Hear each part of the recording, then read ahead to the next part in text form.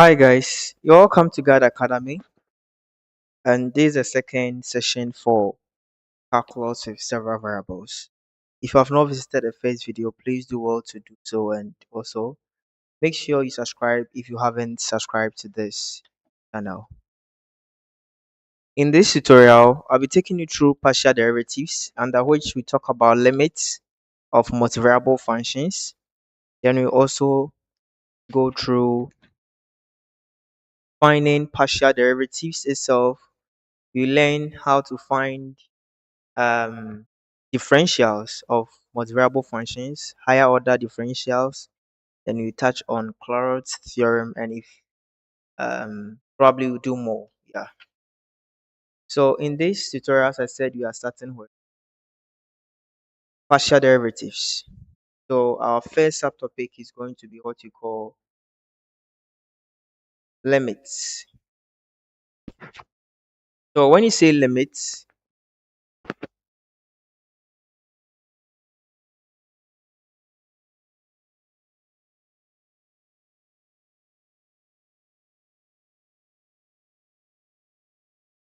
so when you talk about limits,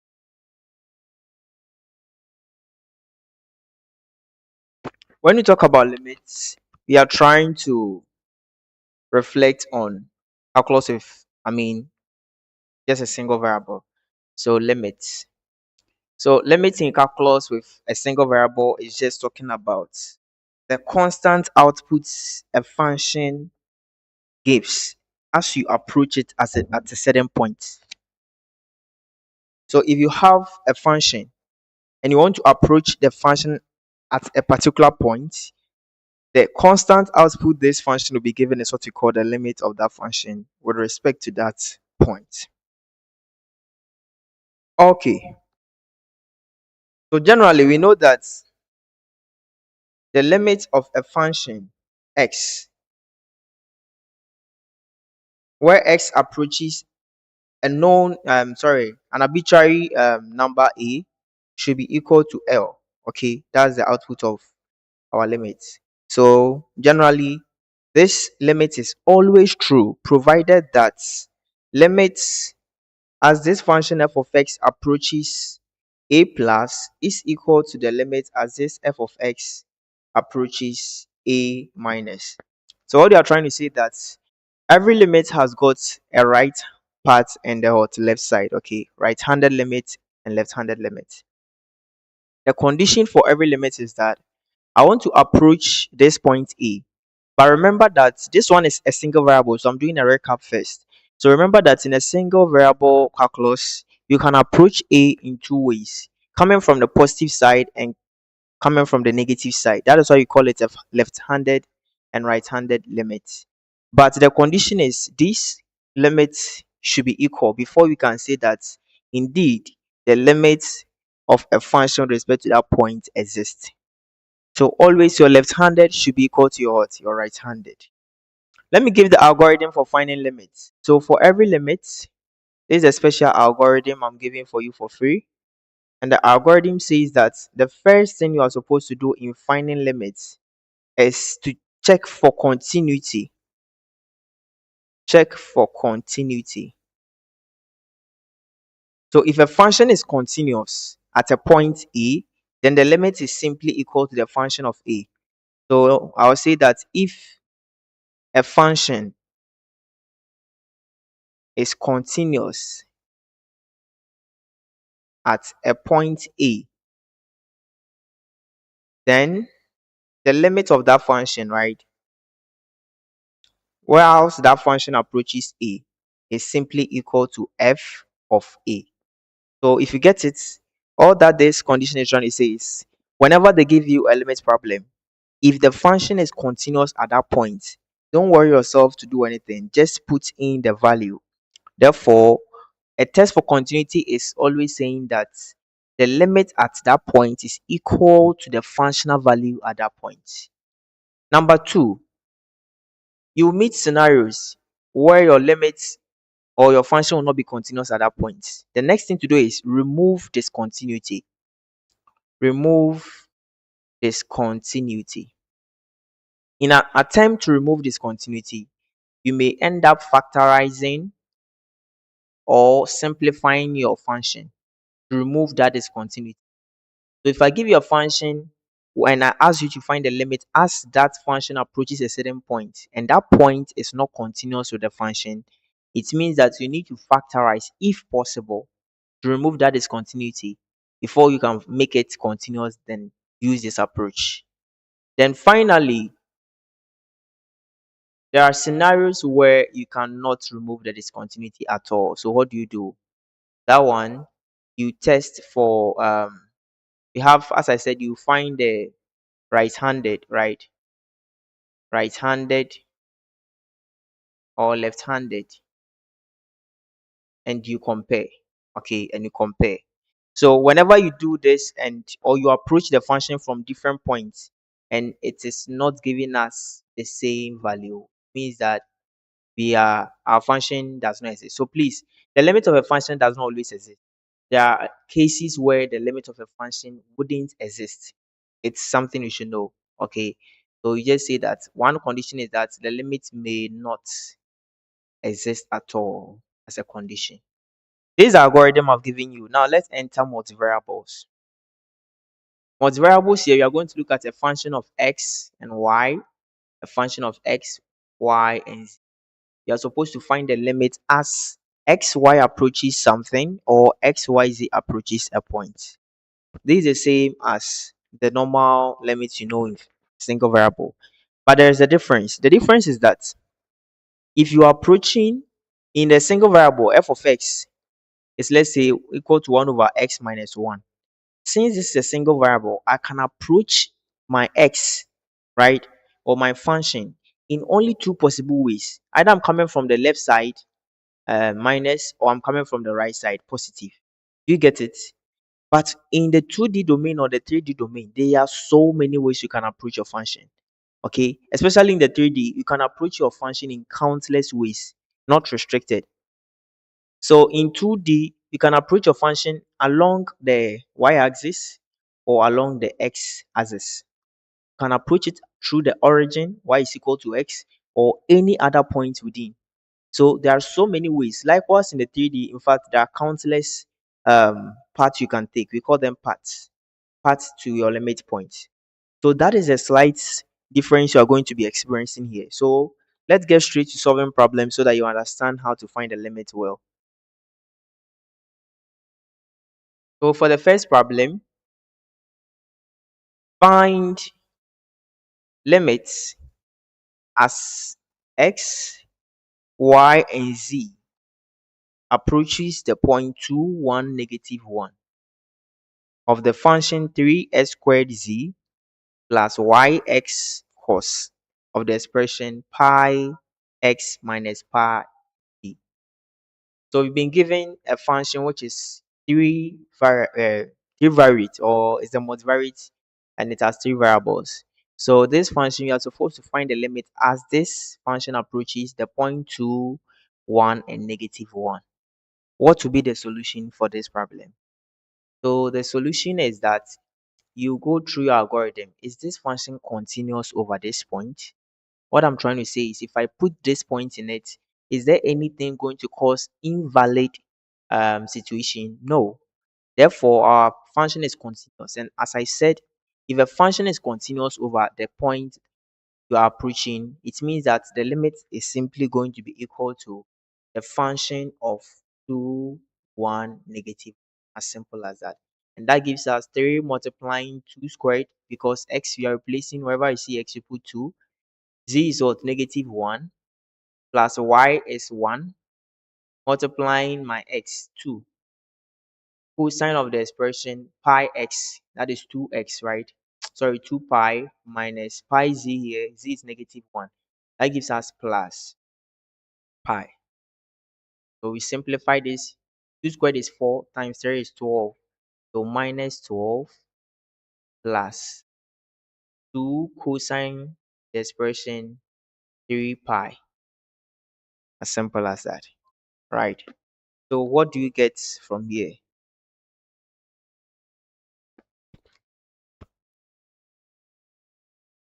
So what do you get from here? Now, we can enter the value for the cosine 3 pi, and you replace the value there. So let me solve it and put right hand.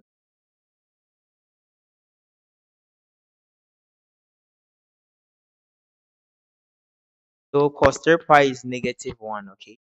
We're going to have negative 12 plus 2 multiplying negative 1. That gives negative 12 minus 2, and our answer is negative 14. As simple as that. Let's take the second problem. For the second problem, I have limits as x comma y approaches 5 comma 1 of the expression xy over x plus y.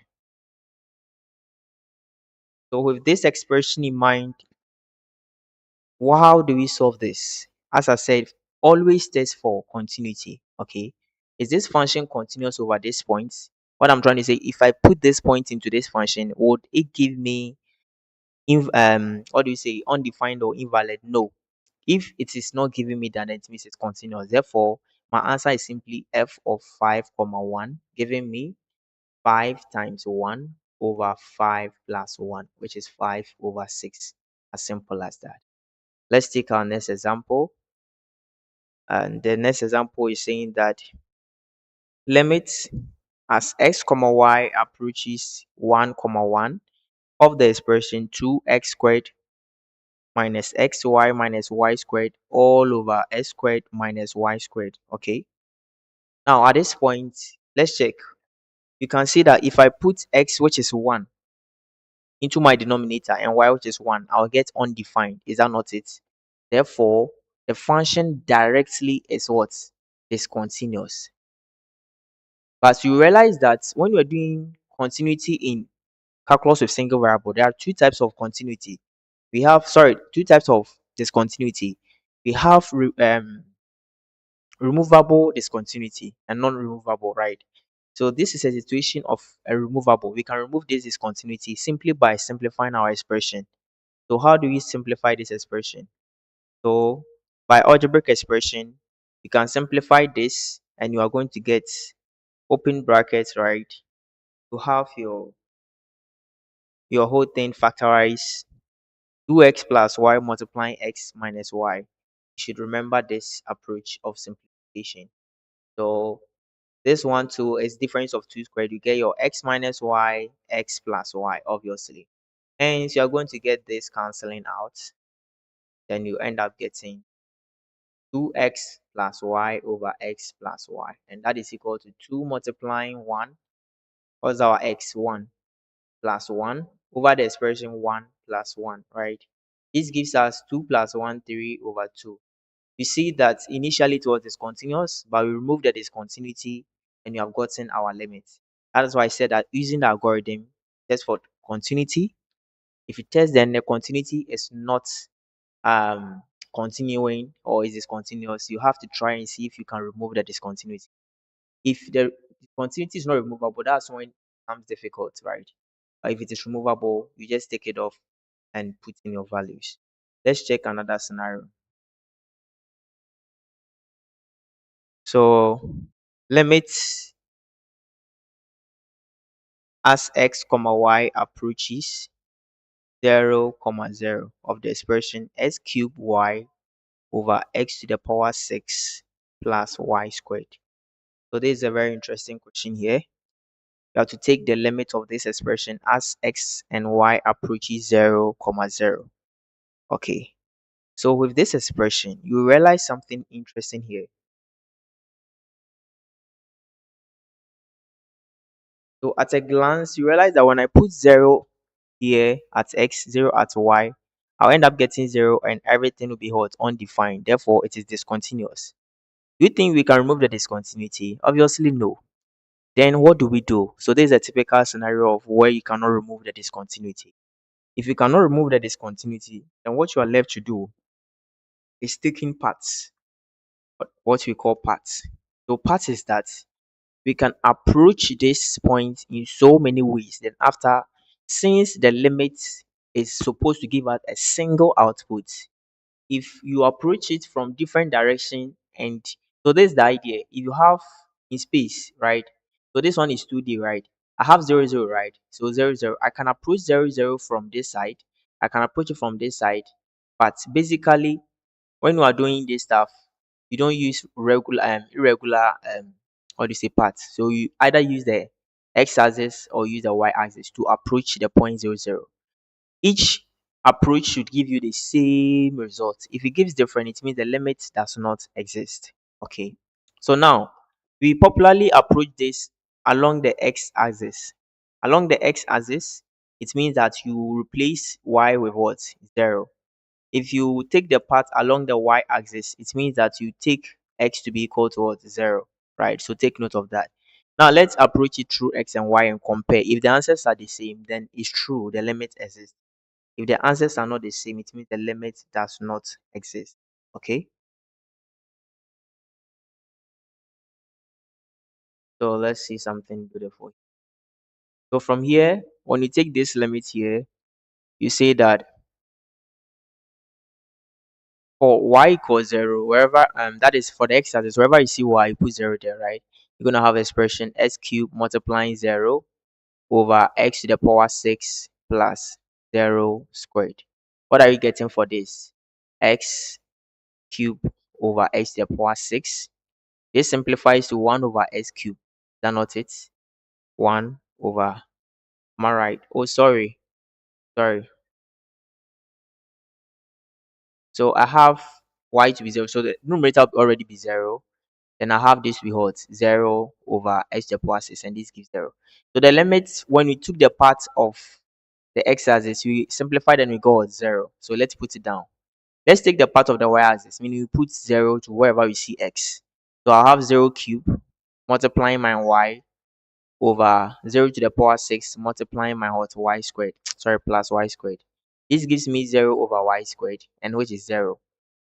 Right. Oh, let's simplify it well here. Yes. But there's one tricky thing. If you are doing a single variable problem, that is where we use only two scenarios to test. Please take note. If it was a single variable, that is, you're approaching a single point, then you take two different parts to that point. But here, you are approaching a point in space, meaning that 2 points are not enough. You need to test for a third point. That makes it multivariable. Okay. So we test for y is equal to x. I mentioned it. That is the origin. Take along the origin to confirm. This can be very, very deceptive. Okay. So you take the origin, then finally we say that indeed the limit exists. If we do the origin, we get 0. It means the limit exists and the limit is 0. Now let's do the origin. Y equals x, meaning wherever you see y, you put x there. So we end up getting the expression x to the power cube multiplying x all over the expression x to the power 6 plus x squared. This gives x to the power 4 over the expression x to the power 6 plus. So here x to the power, you cannot add this. No, it's not addable. Let me say it that way. Right. So plus x squared.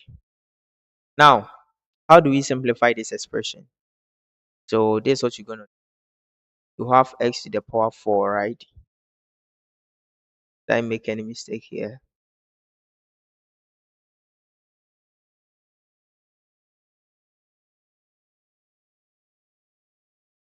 Okay.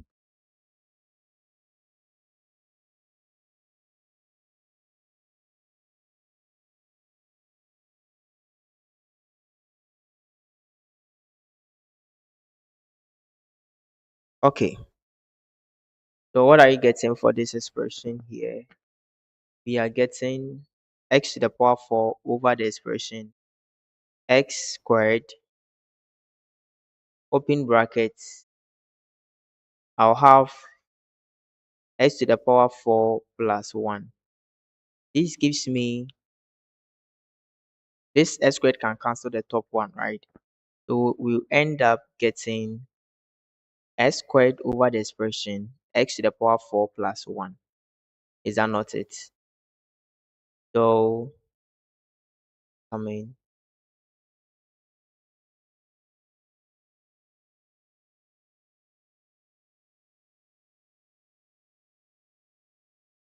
think I've written a different question here that I'm saying.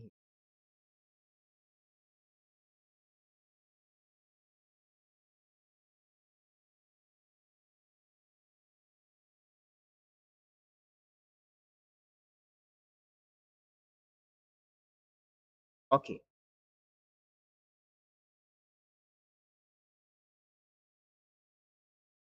So at this point, let me maintain. I think I've made a little mistake with the kind of problem that I wanted to show you. So let's analyze this one. So with this one, if you are to progress, you have x squared over x to the power 4 plus 1. You want to find the limit as x, y. So now since you have taken a part, y is not there. So s approaches 0. So as s approaches 0, what do we get here? You're going to get 0 over what? 0 plus 1. That's obviously 0. So then we can confirm that this particular example here is what? Is the limit exists and the limit is 0. Okay. So that will be the conclusion for this part.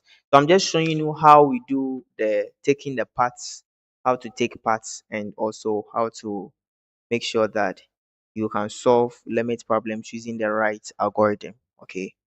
So that's how we do it. Now let's move to the second section of what you want to do.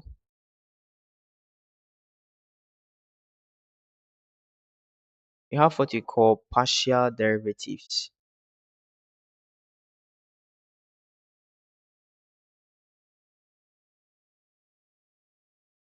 For partial derivatives, what we are interested in doing here is that we want to find the derivative of a multivariable function. If I have a function f of xy, this function has two variables that it takes. To differentiate this function with respect to any variable, it means that we need to find the aspect of this function that is changing, or the x part which is changing and the y part which is changing. So I will say that I need to find the partial derivative of f with respect to what? The x, okay, plus the f with respect to what? The y. So this gives me the two parts. So differentiating this whole function, you have it in parts like this. Okay. So that is what we call partial derivative. So I'll give you a function of x and y. I think it's something you've been doing in implicit differentiation, right? So I'll give you such problems, you solve it, then you we move on. Let's take the first example. F of xy is equal to x to the power 4 plus 6 root y minus 10. What's the solution here? A function of xy is equal to x to the power 4 plus 6 root y minus 10. We have been asked to find fx and fy, which are the partial derivatives with respect to x and the partial derivative with respect to y. So what will our fx be? Our fx is simply going to be, now let's take this function. I have a function f of x comma y is equal to x to the power 4 plus 6 root y minus 10. Now the trick is that if you want to differentiate this multivariable function with respect to one single variable, any other variable becomes a constant. In our first scenario, we want to differentiate with respect to what? X. If you are not x, you are simply considered as a normal number. That is the whole truth. If you are not x, you are just a variable. That means that you can go to 0 if you are standing there alone, meaning you have nothing doing, you don't change. Okay. So my first term here is what? X to the power 4. Is that not it? Yes, it's not a variable because it's x. So I'll find it and I get 4x cubed plus 6 root y. Y is not x. It becomes a variable. It's just a number here. It doesn't change. It's of no relevance. So when you do it, it becomes 0. You know 10 is a number. When you differentiate, it becomes what? 0. Our answer is 4x cubed. Let's find fy. That's the derivative with respect to y. Derivative with respect to y2, meaning that if you are not y, you are going to 0. You are just a variable. The first term here is what? X to the power 4. It is not y. It becomes 0 plus 6 root y. How do we simplify 6 root y? For you to differentiate it effectively, make sure you convert it from the radical to what? A very nice expression. So here you get 6 multiplying y to the power what? Half. Is that not it? This becomes clearer. Differentiation says that if you want to differentiate this expression, you multiply the power. So 1 out of 2 times 6y. 1 out of 2 here minus 1. Is that not it? So you're going to get 6 over 2 y to the power negative half. Remember, negative 10 will go to 0. Therefore, our answer is simply equal to, and y to the power negative half is 1 over root y, right? So you get 3 over root y as our answer. As simple as that. So that's the first partial derivative question you solve, and I think it's something which is very relatable and it's not something strange which you should be able to understand. So from here, you should be able to be solving problems alongside. And at this point, I remind you, if I've not subscribed, please go to subscribe to be part of the family, okay? And you should be you'll be notified when there are future tutorials.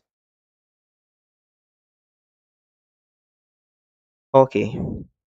So the next one says that the function x squared y minus 10y squared z cubed plus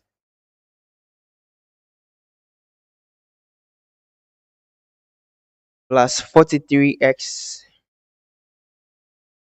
minus 7 tan 4y, right? So we want to find the partial derivatives of this function. You ask yourself, this function has x, has y, and has z. Therefore, it's a function of x, y, z. So the partial derivatives will simply be equal to what? My fx plus my fy plus my fz. Simple as that. Let's try with our fs. If you want to simplify fx, what do you see? The first expression here, we have y s squared. X is here, so meaning we cannot turn this to 0. It is important. The y, we can't touch it anyway. Don't touch it. When you differentiate x squared, what do you get? You get 2x. You get 2x. Please put the y back. So it becomes 2xy. Period. The next term here is negative 10y squared. Right? Multiplying what? Z cubed. Y squared is a variable. We want to differentiate with respect to x. If you are not x, you're a variable. Z cubed or z itself is a variable. So everything here becomes 0. We don't need it. When I come here, I'll come and see another x, which is 43x. So meaning when I differentiate, I'll get what? 43, right? So plus 43 minus. Now remember, everything here is tan y. Y itself is not x, so becomes plus 0. So what's the answer? We're going to get 2xy plus 43 plus out. Let's find fy. Fy is similarly here, x squared now becomes a constant. Don't touch it. So you place your x squared there. When you differentiate y, what do you get? You get 1 times 1. This is y, right? So 20y squared. Oh, sorry, minus 20y. When you differentiate 10y, so it gets negative 20y. Your z cube is a constant. Don't touch it. Z cube. When I come here, 43x standing there alone. Go home. So it's not x, it's not y, so it's 0. Now we have y here. Haha. See tan, then your eyes start shaking. How do you differentiate tan here? As usual, you get 4 multiplying the whole expression. One is what we call a composite function. Not here to explain standard in calculus 1. You're going to get minus 28 x squared of the expression 4y.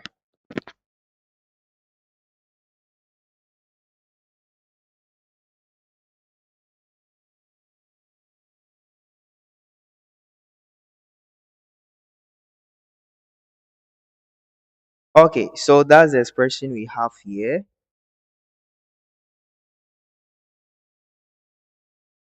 Um, so let's simplify it and find the FC.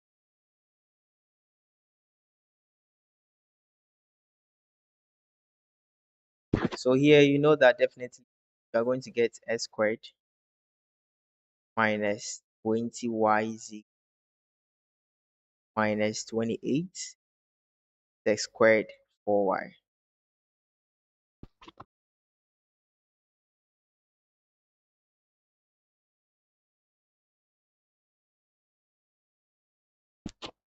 So that's the answer for our fy.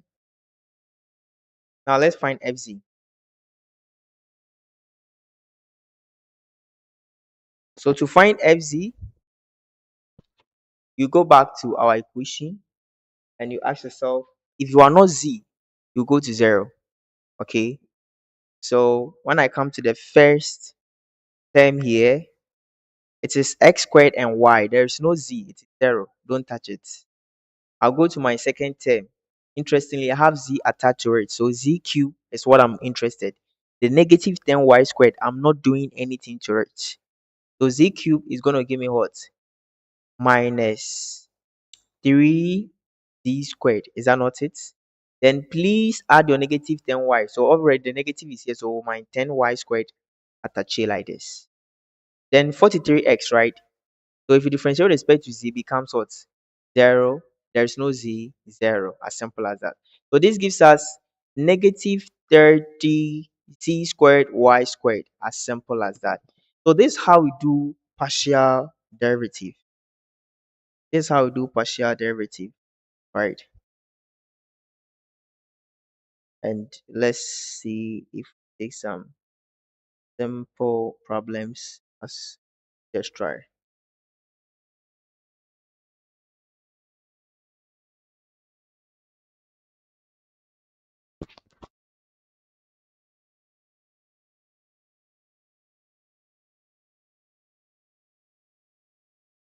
So that's the third problem, right? I'm going to have g of x y. Now let's do one quotient rule. Okay, so I'm going to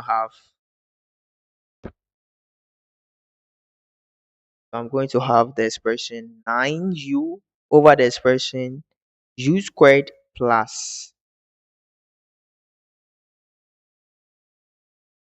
st. Okay, wait, let me take. Okay,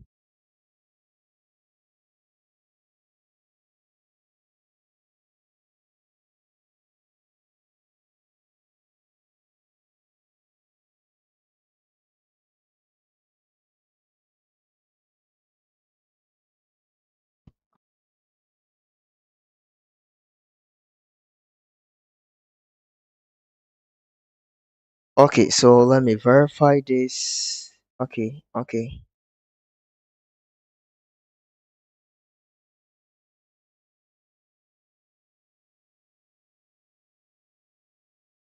Okay, let me change this example and have a beautiful one here. Okay, good.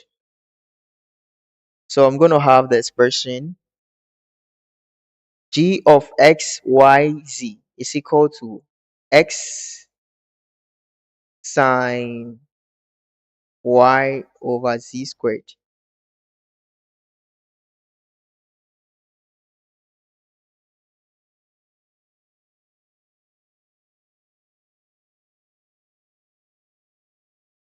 So with this expression in mind, you have to find gx, gy, and gz. I hope you can try this. Okay, so this is z squared, please. Z squared. I hope you can try this. So now let's solve this. What's the solution? Good.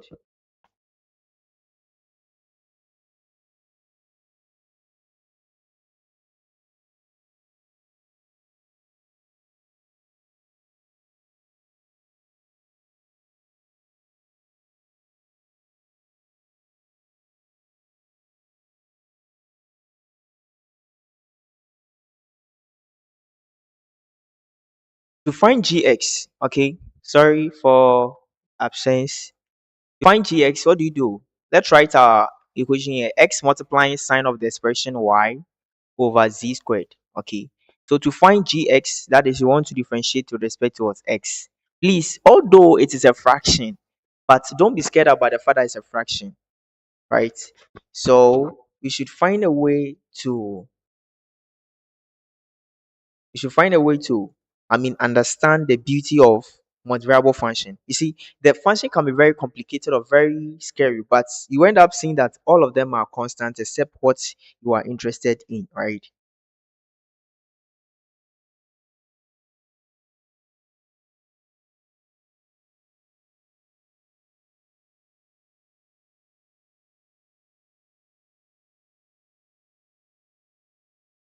So therefore, looking at where our x is, we have this is the x, and look at sine y over z squared. You can obviously see that it's just a constant, okay? So you can just use your eyes to tell the answer.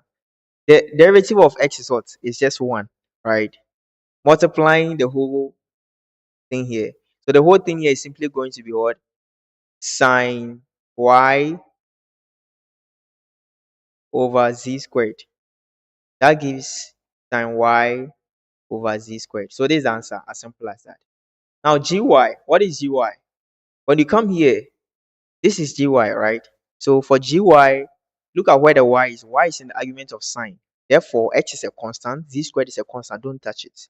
What is the derivative of sine y? It becomes what? Cos y. Therefore, s cos y over z squared. As simple as that.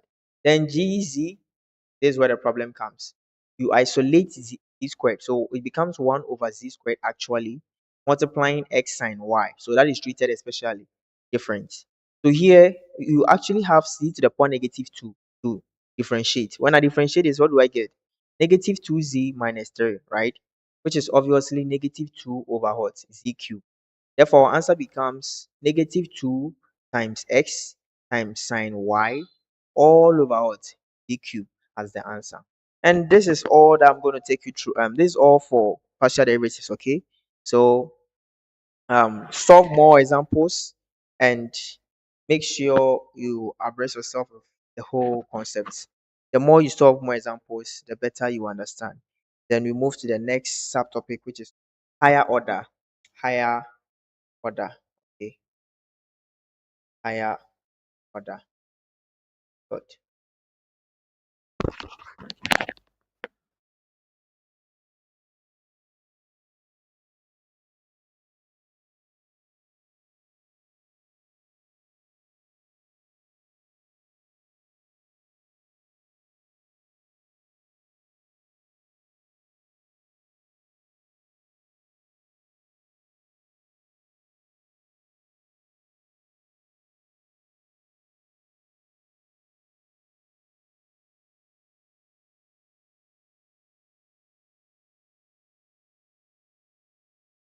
Okay, so higher order derivatives for multivariable function, right?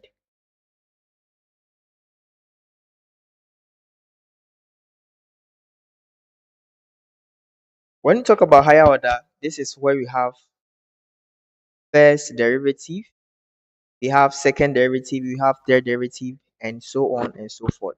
But in multivariable function is something special here. You have five f prime, f prime prime, f prime prime prime. It is a little bit tricky in multivariable function. You know, in single function, if I give you a function like s squared, right, and you are to simplify this, finding the second derivative. For first, it becomes 2x, the second becomes a 2, right? And the third becomes 0. But if I give you a variable like xy, your first and second will be different. Let's observe the differences here.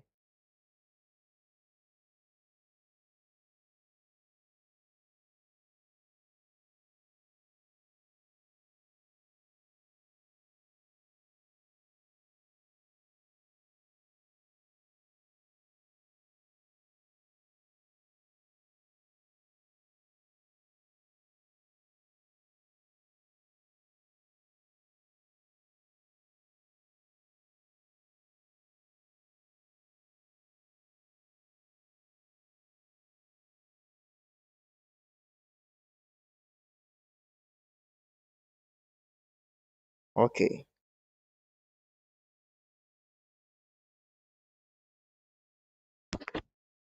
So I'm going to give an example here. Sorry. So I have f of xy, okay, is equal to cosine of the expression. I have 2x minus s squared e to the power 5y plus 3y squared. This is a problem, but I want you to appreciate something.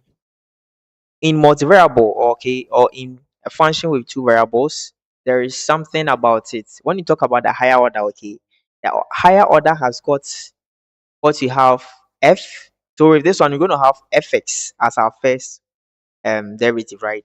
You have fy as our first derivative.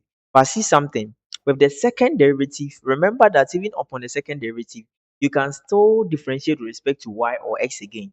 So for the second derivative, we can have fxx and fxy. Then we can also have fyx, then fyy.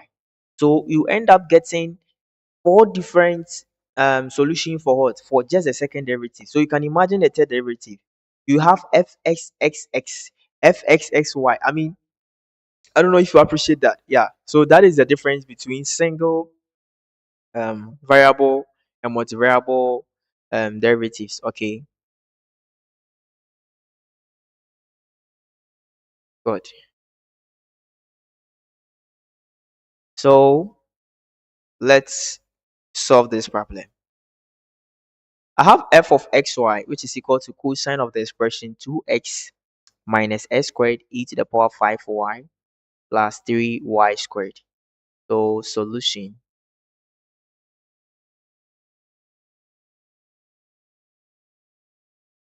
Fx will be what? So let differentiate with respect to x. As I said, if you are not x, you are going away. Therefore, 3y squared is already going home. So you have this. Now, of course, 2x, when you differentiate with respect to x, please, this is not the time you're going to go through pure calculus. Please go and revise your calculus 1. This is calculus 1. So negative 2 sine of the expression 2x. Then when I come here, remember y is what? Y is a variable. So we don't touch it. We are interested in the x here. So minus 2x e to the power 5y, then plus 0. Our answer then becomes negative 2 sine of the expression 2x minus 2x e to the power 5y. Now let's go to the fy. Fy gives me what? Cos 2x goes to 0 because there's no y term. Minus when I come here, s squared is a constant. I don't touch it. So when I come to the x e to the power 5y, since here it is y, meaning that we are going to what? Differentiate this. Here I'm not going to teach you differentiation of exponential function. The answer becomes what? Your s squared still maintains. Then this becomes 5e to the power 5y. Then the last one becomes what? Plus 6y. Therefore, my answer is negative 5x squared e to the power 5y plus 6y. Then finally z. Okay. You have z. Okay, it's just f and y. Okay. So this is our solution. Check. Let me use a different color here. So I have this here. Then this. Then I have this one too here. Like this. So these are the two solutions I have. Now let's go and do the fx and the second derivative. So let's do the fxx, okay? Fxx. Meaning I'll differentiate this again with respect to x. Differentiating this with respect to x again, what do I get? I'm going to get what? So here sine becomes cos, okay? So I'm going to have negative 4 cosine of the expression 2x. Then when I come here, as I said, y becomes what? A constant. So I mean it's just a constant. I think I was at a point using variable for that, so sorry. So it's just a constant, please. So since 5y is a constant, we don't touch it. We are dealing with what? With respect to x. So I'm going to have negative 2 times e to the power 5y. Then I close borders.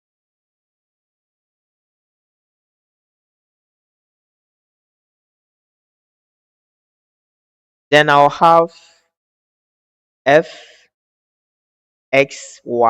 That is the second derivative. So here I'm going to differentiate my fx with respect to y. So that is fxy. What do I get? So I'm going to have this expression with respect to y, meaning the first one will go to 0. Take note, because there is no y term here. But when I come to this side, there is a y term here, so that will maintain. That's what I'm going to differentiate. So I'll have my negative 2x untouched. but this becomes 5e, sorry, 5e to the power 5e to the power 5y. Okay, so my fxy simply becomes negative 10 x e to the power 5y, as simple as possible. Then we move to the y side. So on the y side, let's do the second derivative. So I'm going to get 5yy, sorry, fyy. So my fyy is differentiating with respect to y again. With respect to y again, my negative 5s squared maintains. I don't touch it. But I have 5e to the power 5y up here plus 6 here. So this gives negative 25x squared e to the power 5y then plus 6.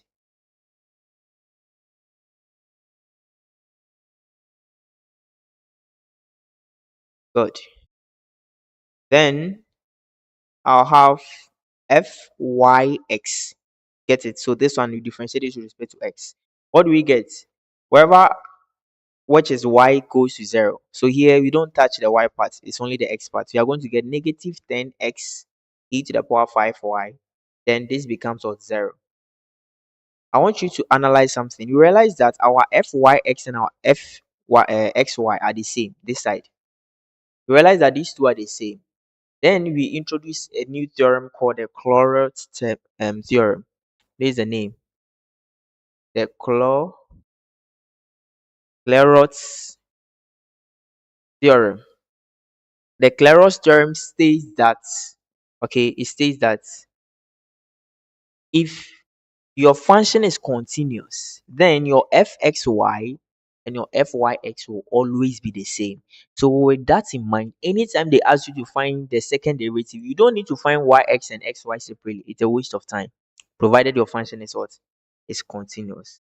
So that is the whole idea, and that is for higher derivatives. Okay, so we've got to solve more problems here.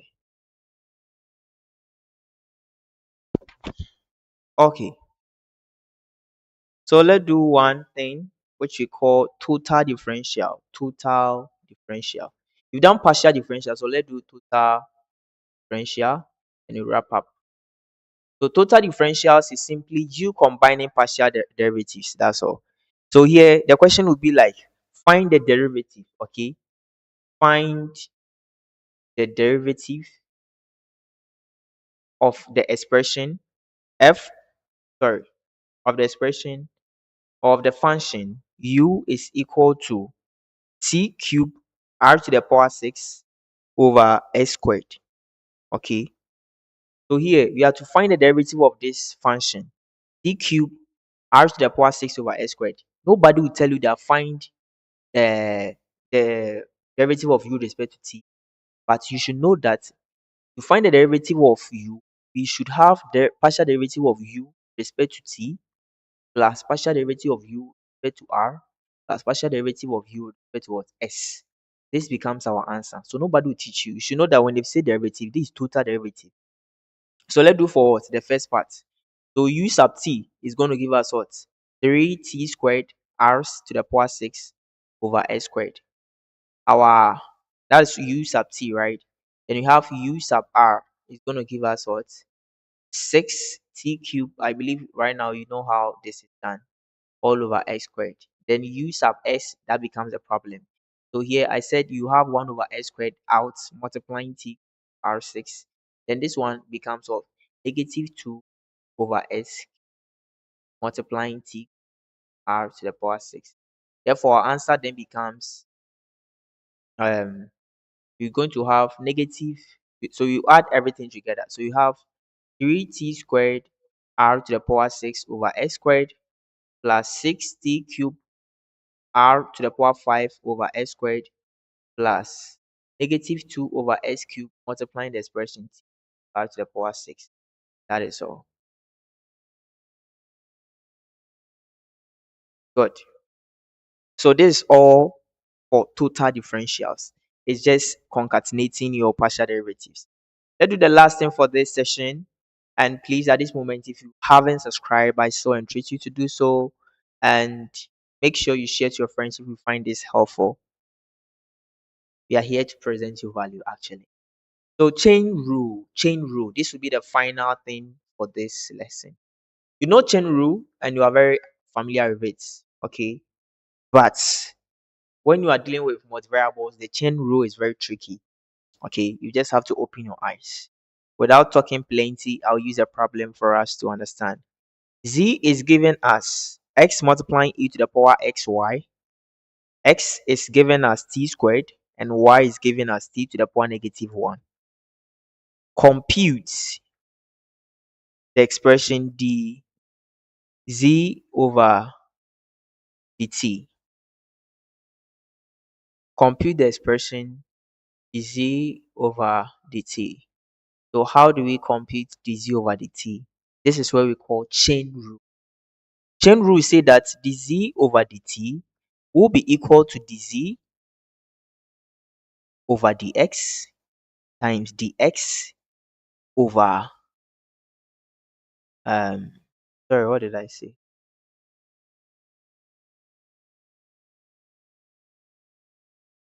Sorry, let me do.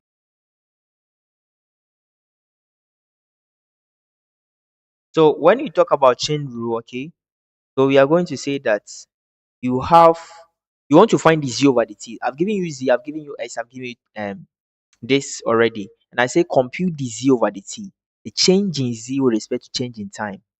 But you realize that when I go to z, within z I can see x, right? You should take note of that. Within z I can see x and I can see what again? I can see y. So you can never find the z over the t without going away with this, because the x and the y we are seeing here are also functions which are here. The easiest approach is for you to make substitution. That's the easiest approach. Anytime they give you this, you just put everything back, and but that will make it a little bit complicated. That's why they've broken it down this way.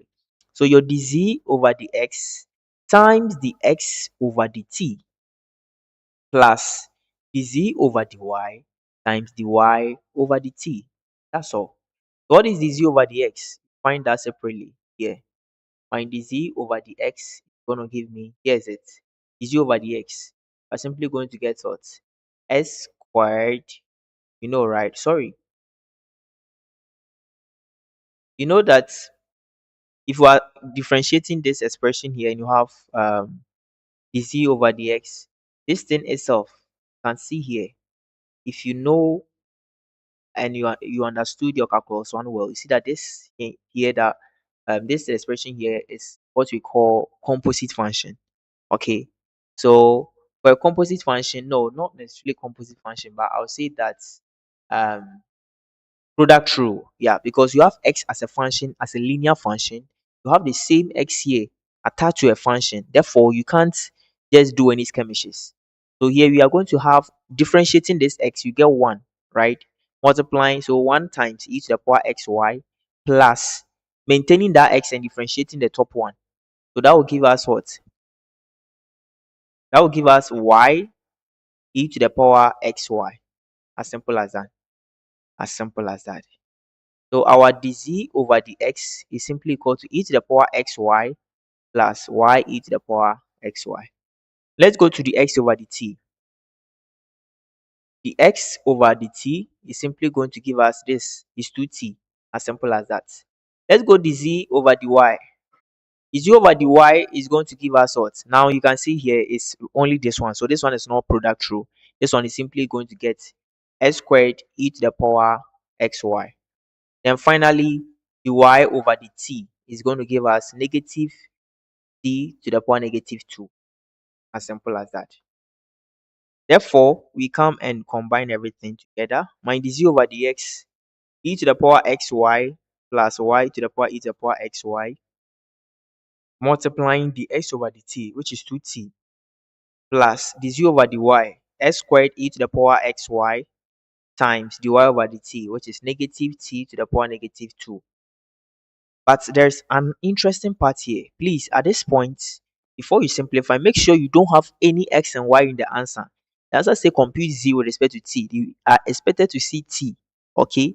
So our answer here, e to the power, wherever you see x, you come and put x there. S is t squared. What is your y? T to the power negative 1. Plus my y is what? T to the power negative 1. Multiplying e to the power xy. T squared times what? t to the power negative 1, like that, times 2t plus my s squared, t squared all squared, e to the power t squared times t to the power negative 1 times t to the power negative 2, like that. So you do this and you simplify. You know this one will give you as for t. So e to the power t plus t to the power negative 1 e to the power t times 2t, right? All this times 2t plus here gives t squared, so t to the power 4 e to the power t, then times t to the power negative 2. As simple as that. So when you simplify this expression, that becomes your answer, and that is how the chain rule is done. This is all I have for you in this tutorial. Please don't forget to subscribe and leave some comments, share, and all that. Bye bye.